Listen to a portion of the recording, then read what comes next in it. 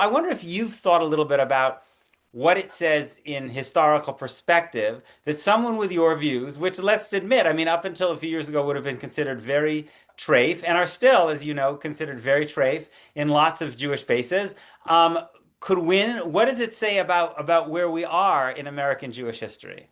Yeah, I think you're right that something big is shifting, and it's unusual to kind of find yourself, standing on tectonic plates or whatever the right metaphor is. About, I guess, just a little over 2 years ago now, when I launched my campaign for mayor. This was 6 months before Zoran got in the race. I launched in late July of 2024. The Times' very first story, at the time Andrew Cuomo hadn't gotten in the race, so it was still Eric Adams who was sort of, my opponent. They basically placed this story.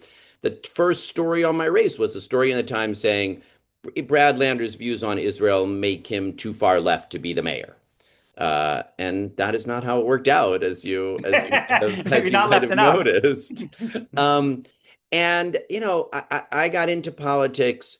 I've honestly had more or less this, a broadly similar perspective on Israel-Palestine since I was in college. I arrived on campus in the fall of 1987, same fall that the first Intifada broke out, and I discovered I did not know much of the story. I think, like a lot of Jewish kids, wind up on campus thinking, "Hey, you forgot to tell me some things." And I got to dive in, and I wound up in 1990 writing a letter to my hometown Jewish newspaper, The Jewish Light, in which I said, "Hey, I don't like the way your political cartoons are making Palestinians look like rats, but also the occupation is going to have to end." So those have been my politics for 30 years. But I'll be honest, most of my time in elected office, I just kept my mouth shut, like the incentives from when I first ran in 2009, were not to talk about it. And so I didn't. And in 2018, I actually went to a retreat sponsored by the New Israel Fund and J Street, at which I got to meet some both Palestinian and Jewish organizers and elected officials from Israel. And I just realized I couldn't keep my mouth shut. It was like breaking, it was bad for me, and that I would be better off just telling people what my politics were here, and that I would come across as a more authentic person, elected official, and Jew, if I was just a little louder. And so I, kind of came out as a Jew against the occupation, which even that seemed like very dangerous language in 2018, to like take a sign with, if not now, with little arrows pointing at me saying Jews against the occupation. Even that seemed really edgy. I feel like Bernie and I were the two Jewish electeds who did something like that. Obviously October 7th, then, roiled that enormously. Um, but yes, the fact that something you would have said 2 years ago was going to be maybe my greatest political liability. The fact that it turned out to be Dan Goldman's greatest political liability is a quite extraordinary sea change. And that is part of what is creating so much tumult now. I mean, our community is grasping to understand that set of changes in, of course, the moral and political terms that conflict requires. But I also think people are just kind of have their heads spinning, in some ways that are very productive, and in some ways that have people feeling very fearful and reactive also. Yeah, I mean, you've ended up remarkably, I think, in this place where you now represent a kind of a middle space, in New York City politics. Again, whereas you would have been considered the left edge up until recently. And I'm curious, so you get attacks from both sides. And I'm curious which are more difficult for you to deal with, which are more painful from the mainstream Jewish community, which says, you've sold us out, you don't care about Jews, or from people who say, actually, you don't actually care about Palestinians. Yeah, I can't choose. I find them both pretty painful. I mean, if you look in my mentions, I get called, I mean, I get called about equally a capo and a Zionist baby killer. And it is the right-wing attacks that draw more public attention. Just, I'm a Jewish elected official in the mainstream Jewish community. That's where there's a lot more visibility to it. Um, and, on the left, I do feel grateful that the partnership that Zoran and I formed when we cross-endorsed a year ago has made a lot of things possible in politics, including a surprising amount of grace to me from Palestinian organizers and leaders who will push me and argue hard and continue, like, but also make some room to be in political community together. Um, but it's both hard. I mean, I feel like so much of what this moment is that it has just led people to be comfortable with dehumanizing. And I'm just really grappling with that. So yeah, I try to answer them both as honestly as I can. I don't want to give up in either direction.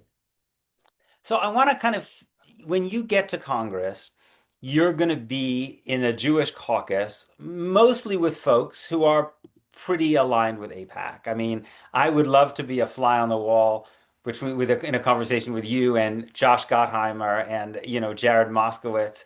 And I imagine you're going to get to know those folks. You may know them a bit already, right? These have been basically the face of American Jewish politics. Chuck Schumer, obviously. And I'm just curious, like, give me a sense of what you're going to say to those folks to Yeah. try to get them to move. Yeah. Well, the first thing, I mean, I think this is maybe an argument more broadly to Democratic leadership than just to Jews who have AIPAC support. Democratic voters, really American voters broadly, but let's just stick to Democratic voters for right now. Democratic voters are making it heard loud and clear.